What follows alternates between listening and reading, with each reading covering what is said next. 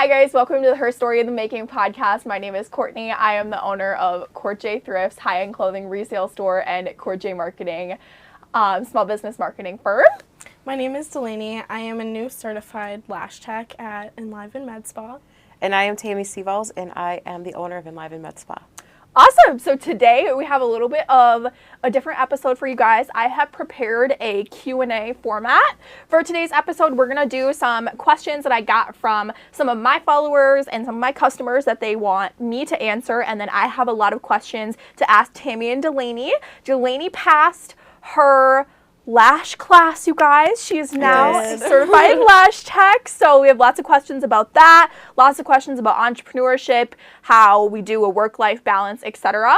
So I'm excited. I think I'm just going to hop right into it. I'm going to ask you guys some questions. I'll kind of answer some of my own questions. I have some that I'm going to answer as well, and then some that are more specific too. So I'm going to start with Tammy. I want to know what your earliest fail was as an entrepreneur that paved your way to your business being successful today. I think it was, there's lots of them.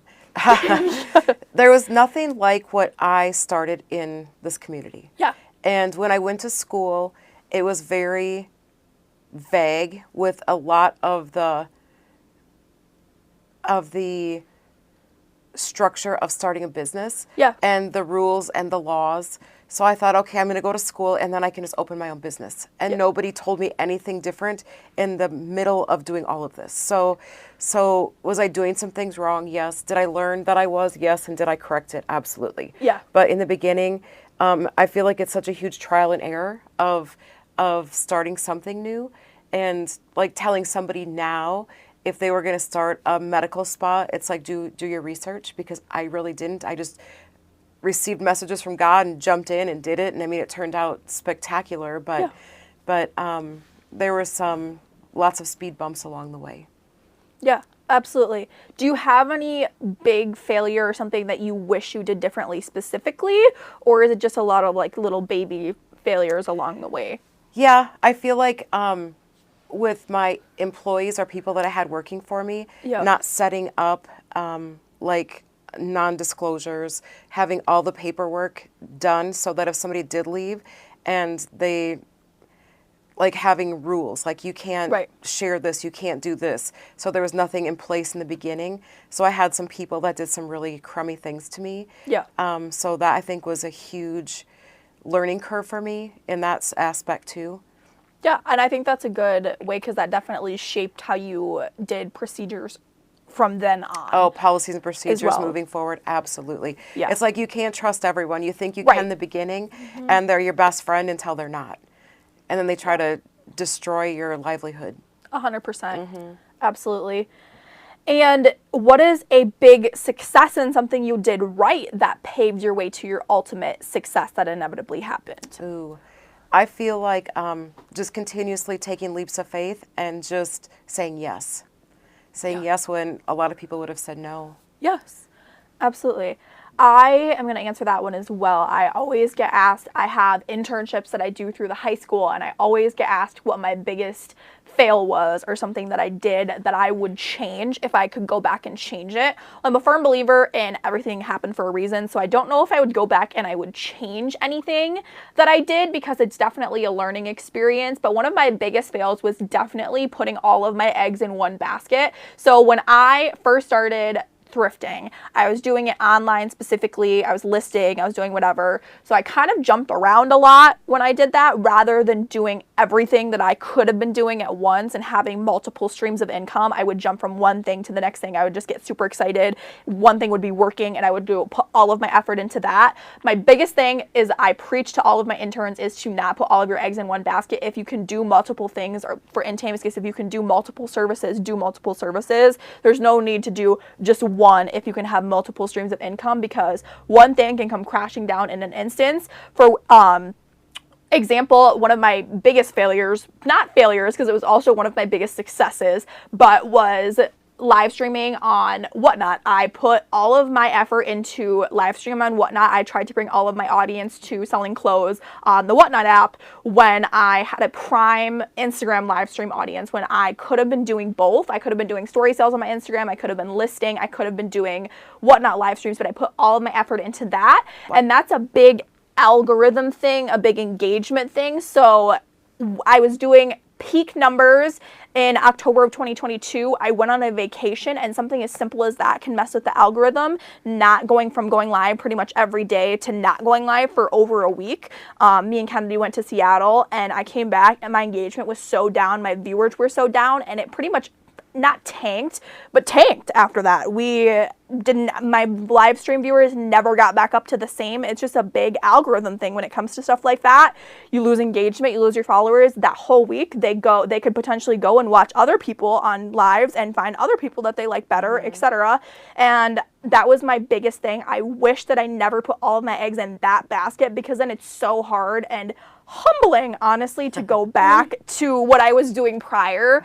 Be like, oh, sorry, yeah, I gave up on you guys, and I moved all my stuff. Why did you just do the Whatnot instead of doing both? That is my biggest question that I still ask myself to this day, I think. Because I definitely could have done both. I mean, there was definitely contracts that were in place, like non-compete contracts, but I made sure of it that Instagram was not one of them when I was doing stuff like that. I can't say much about that because obviously there is contracts that are still valid in place. But I definitely don't know why. I think I was just making, to be flat out, I was making so much money on one platform that the other one just didn't seem as important to me at the time. And then when that number started to go down, I was like, oh yeah, I screwed that up. And isn't it interesting how when you pour into something, how put your energy into something, how it will thrive. Yes. And then over here, you're not watering this plant, so it dies, right? That's a beautiful analogy, actually. That was 100% what happened. Yep. And that was still one of my biggest, I would say, if I had to go back and change something, that would be the one thing I would go back and change. Do I regret it? No, because it eventually led me to the path that I'm on now. It's an extreme learning curve, right? Oh, 100%. 100%. So that would be, I say, my biggest fail in a way. Because then after that, I went to Instagram, and I mean, I still had my audience there. I had my loyal followers, but it's hard to build something back up when you weren't doing it for that long. And I love how you said, too, not putting all of your eggs in one basket. I feel like that is so important also. Yes. Having multiple streams of income, because like if you look at all the millionaires, multimillionaires, they have lots of different streams of income. So if this one over here is sleeping for a while, you have these three that are still flowing. Yeah. So that's so important. Yes, and I feel like that's excellent. Like, even if it's not, for me, obviously it's different than for you or for whoever. Some people want to have multiple investments going at one time, which that's beautiful as well. If you want to have a side investment in case your main gig is slow or tanks or whatever, or just you need more money, you can have that other thing that you have to rely on. And that's my biggest thing. And that's why I now, as not experienced, but more experienced and not such a young, fresh entrepreneur, I'm always looking at ways to expand my business portfolio. So you might see me dabble in this, dabble in this, dabble in this. Well, I'm trying to evenly spread my energy between all of the things while also having my store be my main focus. And I think that's been my biggest thing, and my biggest advice to a fresh entrepreneur is always be able to, like Tammy said, water the plants in multiple ways and have everything going at once without forgetting about everything else. My fiance is like, you have so many irons in the fire. Yeah. And the way I explain it to him is I have lots of thoughts and ideas that come to me, and I'll pick it all up and I'll throw it out the window, and whatever sticks, I pick that off and I put some energy into that. And like you said, if it's working, if it's flowing, then I keep doing it. And if it doesn't, then I move on to the next. It's like I don't get stuck. And a lot of people can't do that, I think, too, because they're afraid. Oh, yeah, 100%. I think fear paralyzes a lot of people into, it's like even talking to somebody, and like you could get 1,000 no's, but you could get that one yes. It's like, I expect lots of no's. Or even like Delaney, we're talking on the phone, oh, would you like to add on a facial to your wellness package? No. Okay. Great. See you Tuesday at 2, you know, but they're not going to say yes if you don't ask to them. 100%. And that's also like a sales tactic in the store. Oh, you like Lululemon. Like, that's my biggest thing. We have Lululemon over here. Oh, well, we also have it over here. Anything with a balloon is how I like to market. So it's easy to tell people, oh, if you like it, this is what we have where. And then labeling by racks was also a big thing. I never knew, not to call anybody out, but how lazy people can be. Like, if you don't have things labeled, if it's not specifically labeled, they'll kind of look around and they'll just leave. Everybody's always in a hurry. So it's like, if I have things labeled, I have signs on each individual one of my racks, and that has helped a ton to get people to actually look, because it is overwhelming and overstimulating. Obviously, thrifting and stuff like that isn't for everybody, but if you have something labeled and you kind of know where it is, without people, we live in an antisocial generation. I mean, people don't always want to come up and ask somebody where it is. I mean, I don't. If I go in a store, sometimes I'm antisocial too. So that was one of my things too, where it's like, if you have a plan and you execute the plan, sometimes that can also be beneficial.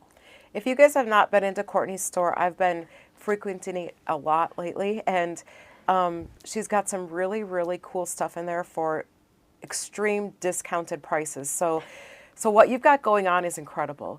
And I feel like everybody should go check it out, because you have stuff for my age. For these guys are a lot younger than me, but I got it out my closet, and I've been going in there buying most of my stuff to fill my closet again. Yeah. So, I mean, you have stuff for, I mean, I bought a shirt kind of like this, but it's gray, and my daughter McKenna, which is a fashionista, she's like, oh, I should have seen that shirt first, because, oh, if it's missing out of your closet, don't look in mine. So, and even like the shoes, and I mean, you've got so many cool things in there. Thank you. I appreciate that. And that's another thing. Another piece of advice that I like to give to fresh entrepreneurs, which is another question that I have, what would be a piece of advice that you could give to somebody that's looking to get into something, is analyze the market that you're in as well. If it's something that can be grown, that's like another thing. I like to say, okay, yes, you can have 100 competitors and you can still be successful, but if you want sustainable income, you also have to figure out a way to make yourself unique compared to other people. And the biggest way that my business is unique compared to other buy-sell trades, consignment stores, whatever, we don't take consignment. We don't buy clothes off of people. I reach out to people privately, and I will buy clothes privately. I will build the connections myself. I have people in other states that thrift for me and get inventory for me. I go on out-of-state thrift trips and I get it myself. I have my mom that online sources for me. We don't have anything that comes in directly to our store from the general public, which a lot of people get upset about because they want me to buy their clothes. They want me to do this. Well, like, I really have nice stuff. I don't doubt that, but if you do it for one, you have to do it for all, and you need a lot of manpower, a lot of labor to do that, which is why your Plato's Closets, your whatever, all of these chain stores have so many people in there at one time, because you need labor to do that. With me sourcing it myself and finding other unique ways to source the inventory, I eliminate that labor cost. So I can be in the store by myself, and I can run the store by myself, unless we have like a big event going on. We have other people there. My next step that I want to do is I want to expand. We want to get potentially a larger space with a back room that's closed off, so I can be doing online sales, I can be doing live sales, I can do website posts, I can do listing again, because I want to water all of those plants, so we have all of those side streams of income, because we live in Wisconsin. It's slower in the winter. So that's my next plan, is to have something where we can be big out front. We can have somebody running the front, and then I can also be doing this, and then vice versa. We can have somebody doing online sales, taking pictures for the website, and we also have somebody running the front, because I still don't want to ever lose engagement with my customers. That's my favorite part about owning a storefront, is that I get to see all these people every day. I get to have unique conversations with people every day. I mean, you meet some really cool people, and I'm sure Tammy can attest to that. Like, I've met some people that I would have never met before that I became great friends with. Absolutely. Which is really and cool. I feel like it's important to, as a business owner, for people to put a face to a name. Yeah. And to see you like working your store. Yes, absolutely. And that's my biggest thing. So I obviously own a marketing firm as well, and my biggest thing that I tell my clients is, you can hire me to do your marketing, but you still want to seem personable to your customers. So I still need you to be in some of the content that I'm pushing out if you want to have that relationship with your customers. When they see a small business, they want to support a person. They want to support the movement. They want to support you. They want to support everything that you're doing. So it's very important to still have your face involved, as well as other people. You can benefit the community. You can have other people. You can have your employees. You can do whatever in your marketing. I can do canvas sketches. I can do sketches. I can push out other things too. We can do trends, but it's nice to just have the face as well with it, for sure.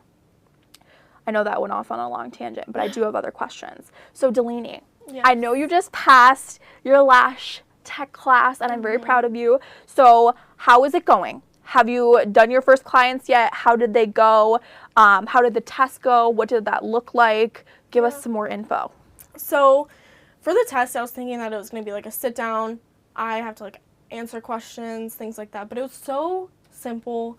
She just came on. She was drinking coffee and in her pajamas. Okay. And she's like, all right, just start lashing. If you have any questions, like let me know. And she muted us and we just could listen to our own music. And then we just sent in photos, like step by step of what we were doing. Yeah. And then once I was done, I was like, I'm done. And she's like, all right, well, you passed, so you can get your certificate and you're good to go. Well, I seen the set that she did, and they looked really good. She did mine too. Yeah. And I know the other set that she did too, insane. For just starting out, she looks like a professional. Oh, so. yeah, 100%. Because, I mean, she did yours, and she didn't even have the materials to do the fans yet, and they still looked amazing. And I think the difficult part is, like, single lashes to get that to look good, and then you throw fans in with that. I feel like you're going to be a pro in no time. Yeah, I'm so excited. But what's the other part? Yeah, I have more questions for you. Okay. So how did you decide what materials you were going to use? Like what kind of brands for lashes you were going to use, what materials that you wanted to use? Did you do some research on that yourself to make sure that you had the right things or the brands that you knew were going to be reliable for you? Well, so the place that I did the course through, Yeah. I could partner with them. Yeah. So that's what I did. I ended up partnering with them. So that's all the stuff that I'm using is from that brand that I'm. Do you like it so far? Has I it do, been yeah. super nice? Yes, it is very nice quality, better than my Amazon quality for sure. Right, So. absolutely. Yeah. Absolutely. And has the sets that you've done, have they held up well? I mean, I think so. Yeah. Mine have, definitely. Yeah. And I'm kind of hard on my lashes. Yeah. And I have not lost one yet. And Beautiful. That's insane. Like Yeah. the glue, and they don't hurt my eyes. I think I've had lashes done by a lot of different people, and this has definitely been my favorite set. Oh, thank you. That is so awesome. I'm so glad. Okay. I want to know more about the services that you're going to be offering. So obviously I know you're doing full sets, you're doing fills, whatever. What kind of sets and how long does the difference between each of them take? Okay, so right now I specialize in classic. So that is a single lash on two, Right. I will eventually be doing fans and stuff, but the brand or the lashes that I got were too long for the ones that I needed, Yeah. so I have to order more.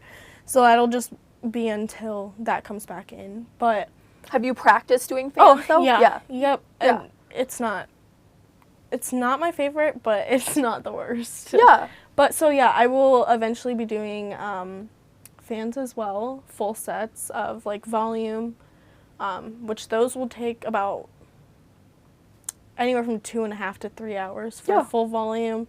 A classic is about 1.5 to 2 hours, just depending on how fast I work that day. Okay. Yeah. Yeah, fair enough. Depends on how fast you're moving. Yeah. How much caffeine you had in the morning. Right. That's what my life depends on. Did I have my Starbucks? Did I not have my Starbucks? Right. What motivated you to do that? What motivates you? And I feel like we all can answer this question. What motivates you to be an entrepreneur and what motivates you to work hard day in and day out? Well, I think since I was 16, and I was talking about my business last episode, but I think since I was 16, I've always wanted to have my own business, but I kind of was, I didn't know what it looked like, So that is what motivated me most, I think, is my younger self was kind of pushing me and was like, come on, like, you got it, like, you're going to do this. And then I had Tammy and McKenna over in my other corner, and they were like, come on, you can do so much more than just sit at a desk. So they were both just like, come on, pushing me in, like, the best way, and motivating me through just words. Like, you guys were just so, like, you got it, like, you're so good at this, like, things like that. It helped me a lot to be more confident in myself and what I was doing. And now, like, having you say that this is, like, your favorite set of lashes, like, that makes me so confident in what I'm doing, even though I wasn't even certified when I was doing your lashes then. Because you were just my model. Like, you were just practicing, or I was practicing. So I think I'm just a lot more confident in what I'm doing now because of you. Oh. And that helps me a lot, too, and that motivates me more, I think. Awesome. That makes me happy. Don't you guys feel like the more successful you get, your circle gets smaller also? Oh, absolutely. You know, and you have to be careful of who your friends are. For sure. 100%. I was actually talking about this with my boyfriend's grandma, whom she had a business and then she sold it, and she's retired now, but she had pulled me aside at family Christmas, and she was like, I'm really proud of you. I really am happy for you and everything that you do. Do you have friends that back you on this? And I was like, yes, I have friends now that back me on this, but I've had people that didn't believe in what I was doing. They were like, you're dropping out of school for that. I feel like it's very important to surround yourself with the right people and the right crowd that are encouraging of you and that are motivating of you, because I mean, I sit there and I'm encouraging you every single day because I know that you are capable of doing it and that you're capable of doing more, and I want that for you. Versus like Tammy does that for me, Tammy does that for Delaney. We're all in Tammy's ear. We're like, yeah, you got this, girl. Like, you already are doing this, you can do more. And I think that's the biggest thing, is none of us are done yet. And that's what I always tell everybody. I'm like, yeah, I'm 22, I'm not done yet. And they're like, what do you mean? And I'm like, I want to open more stores, I want to expand my store. I always am thinking about ways, like I said earlier, to expand my business portfolio. I don't want to be done. I don't want to have just what I have right now. I'm always looking at ways that I can make it better and we can improve it. And I think that's what motivates me day in and day out, is I know that there's always more that I can be doing. I know that I can be more organized. I know that I can do more. I know I can be doing Instagram lives again. I know I can be doing story sales. I know I can do content creation. I just have to figure out a way to do it all because there's so many hours in the day. So I think that's what motivates me, is I want to be able to, obviously you can't satisfy everybody, and I'm fully aware of that, but I want to be able to engage with all of the communities that I have built myself, and I think that motivates me. And definitely what I want my life to look like in the future motivates me as well, because I know I want to live not a lavish life, but I want to be able to have things and not have to worry about anything when I'm older. I want to build it all now so that when I'm older, I can do whatever I want. Build that empire, girl. Absolutely. I want to build the empire. I always told my mom, I'm like, hopefully my mom's employer doesn't watch this, but my mom hates her job. My mom's never liked her job, and I want to be able to, before my mom retires, I want her to be able to quit and work for me. I want to be able to give her that satisfaction of she can work for me eventually, and I want to be able to do that. I want to be able to build a dynasty. My grandma, she works for me right now. She helps me out a lot. My cousin helps me out a lot. Chase, if you're watching this, hey bud. I don't know if he'll watch it, but like, it's just really fun. I want to build a dynasty. I want to build the empire. I want to be able to say that I did that. I came from, my mom always worked very hard at a young age, and I want to be able to say that she did that for a reason. So I love that. So I feel like that's what motivates me. What motivates you, Tammy? My motivation is I want to help as many people as I can. Yeah. Help and heal as like the masses. Yeah. I set an intention every single morning for God to bring me the people that need to be healed, and I want to be God's hands and feet, and I just want to help as many people as I can. That is my motivation. Yeah.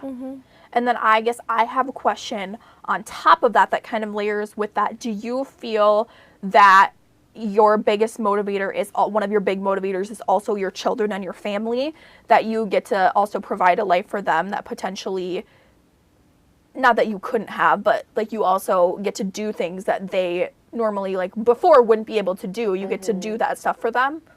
Absolutely. It's given me lots of freedom to spend more time with my family, and that was the main reason why I started my business. Not saying that I didn't work 24/7 right in the beginning, and I still do work hard and still do work a lot, but writing that book too was a huge inspiration for a lot of the thanks, James. We have Tammy's book. Woo! Yes. Yes. Writing that book was a huge way for me to get my story out there also. I can't remember what the question was now. That's okay. That's okay. I was just saying, does your family motivate you? Oh, absolutely, 1,000%.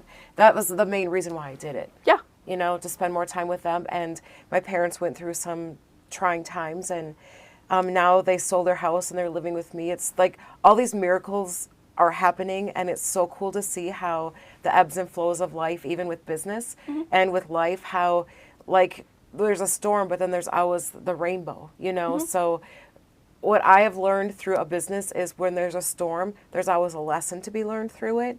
And then when you get to the other side of it, you're like, oh yeah, that's why. Yeah. When you're going through it, it sucks sometimes. Oh, yeah. You know? I always say that flowers never grow unless it's raining. Yeah, and that's true. It's so true.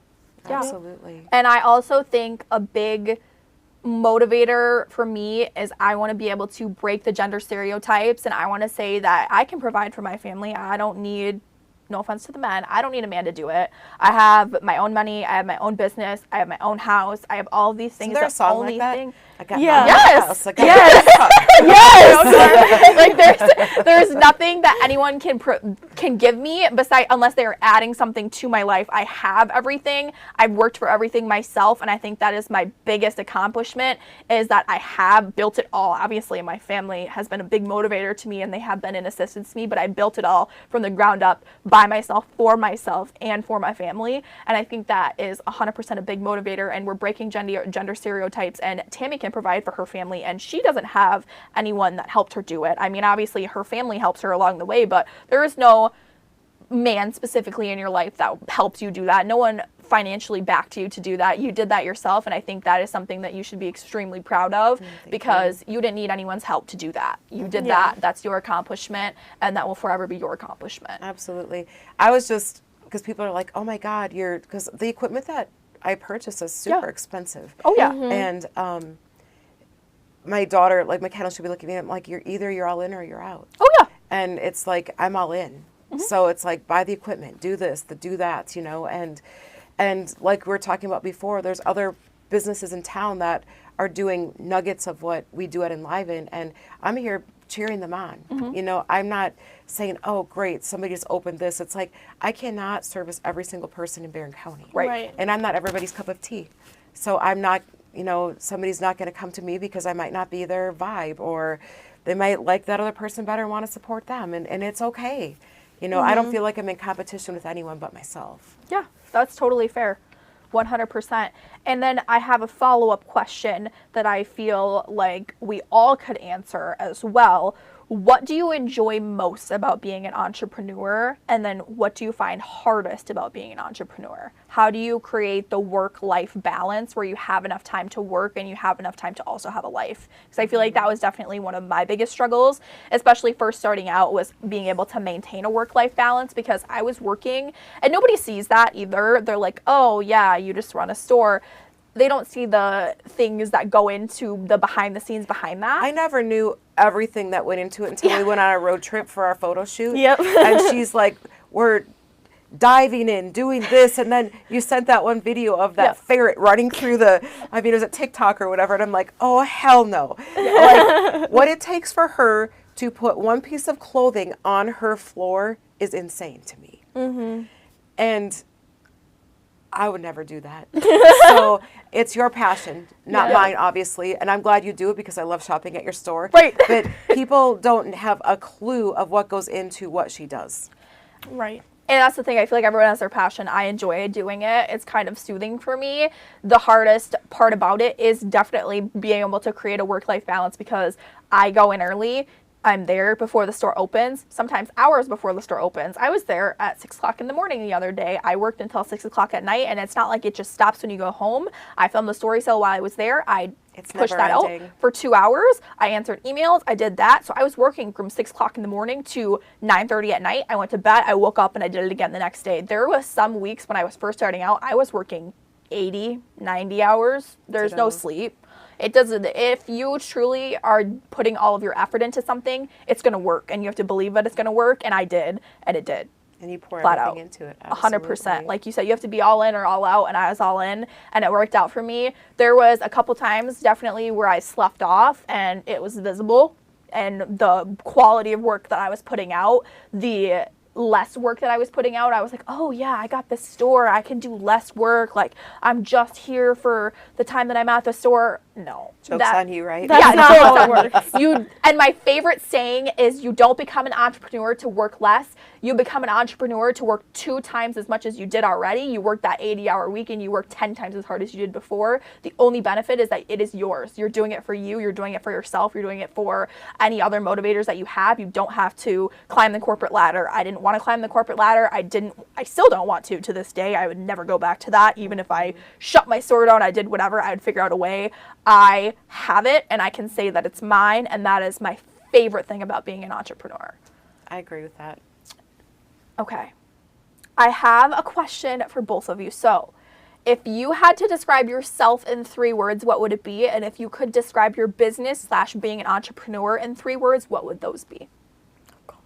I would say, describe myself, I would say happy, positive, and driven. Okay. And 3 words that describe myself within my business. Yeah. Motivated, successful, and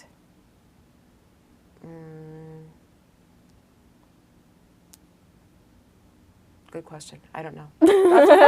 That's fair enough. That's fair enough. Okay, you go next because I'm still thinking. I would say 3 words that describe myself, myself personally, not my business, would be. Oh my gosh, this is a hard question. Yeah, and I wrote the questions. This is just like, I felt like this was going to be easier than it was. I feel like this is a test because this is a test. We always are pouring into other people, but we have to reflect on ourselves also, right? Yeah. And I feel like that's what I do with my clients also when I do healing work. It's like we pour into other people's cups, pour into your cup, you pour into your cup. You know, it's like we need to take time to reflect on ourselves and pour into our own cups so that we have the energy and the information to keep giving to other people. Yeah. So I tell people, like, look in the mirror as you're brushing your teeth and just say, I love you. Like, look into your eyes so that you can start, like, really connecting to yourself. So, I mean, those are great questions. Yeah. Like, and it's like food for thought. Oh, yeah, absolutely. I feel like that's something that me and Delaney should definitely think about. Yeah. For sure. I have a follow-up question for you, Tammy. So, how do I word this so that sounds professional? What is there any adjustments that you had to make to be a good leader and boss?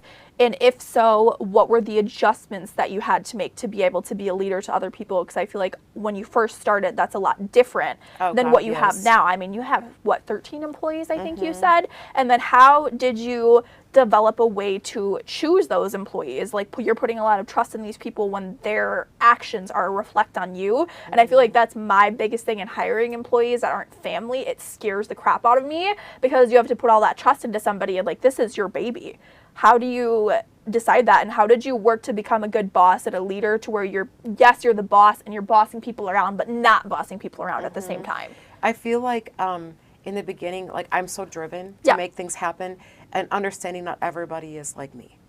That was a huge learning curve for me because I'm like, well, why aren't you doing it? Why can't you do it like I'm doing it? Yeah. And my dream is not everybody else's dream.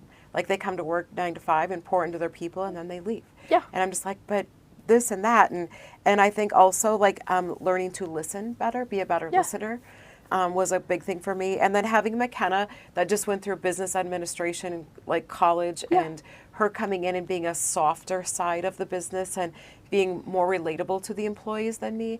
I mean, I'm happy-go-lucky and fun, but, like, I want things done and I want it done now. And if you don't get it done, I'm like, why aren't you doing this? And she's like, Mom, not everybody's you. So breathe, you know, you get it. I'm like, Delaney, do this, this, this, and this. And you're like, whoa, like, write it down. And McKenna will come in like, how you doing, sweetie? And I'm like, I know she's fine. Let's go. You know, so that was a huge eye-opener for me. And, like, I get to know my employees, but I'm not everybody's best friend. Right. Like, I could go and have a cup of coffee with you, or, you know, you, if you worked for me, like when you did work for me, we could hang out, but I'm not going to, I don't know. I can't think of, like, a word to describe it, because I have gotten really close to people and I've gotten burned really bad. Like, I had one girl that she was my receptionist and one of my really good friends, and I considered her like a daughter, stole $20,000 from me. Yeah. You know, so I totally understand what you're saying about trusting people that are not your family. Yeah. It's hard. Yeah. And I think also, like, with you, like, you are an amazing boss, and I've never had anybody treat me the way that you have treated me, because I've had a lot of problems with bosses in my past, going to work, and then they would just, like, you know, yell at me for random things, even things that I haven't even done. So I really appreciate you. You're so understanding. You know I have a lot of medical issues, and you understand them, and you are there for me. And yes, I know sometimes it can get, like, a lot, and it's, like, stressful for me to be like, yeah, I got a migraine, you know, and I can't come in today. And I bet that was, like, that's super frustrating because you are counting on me to be there. Right. You know? So I really appreciate that you are understanding in what your employees and me specifically and how we are feeling. Yep. And I also think I was doing a healing on one of my employees yesterday and having meetings, like morning coffee meetings, and just all getting on the same page with the business, but then also, like, how are you feeling? You know, getting to know people in that way. It's like, because we are there to love and support too, not just, I mean, obviously we're there to make some money and make a difference in people's lives and follow our dreams and our passions, but we need to, I feel like, regroup like every other week or once a week, and I think we're going to start incorporating that next week, so that'll be something I learned too.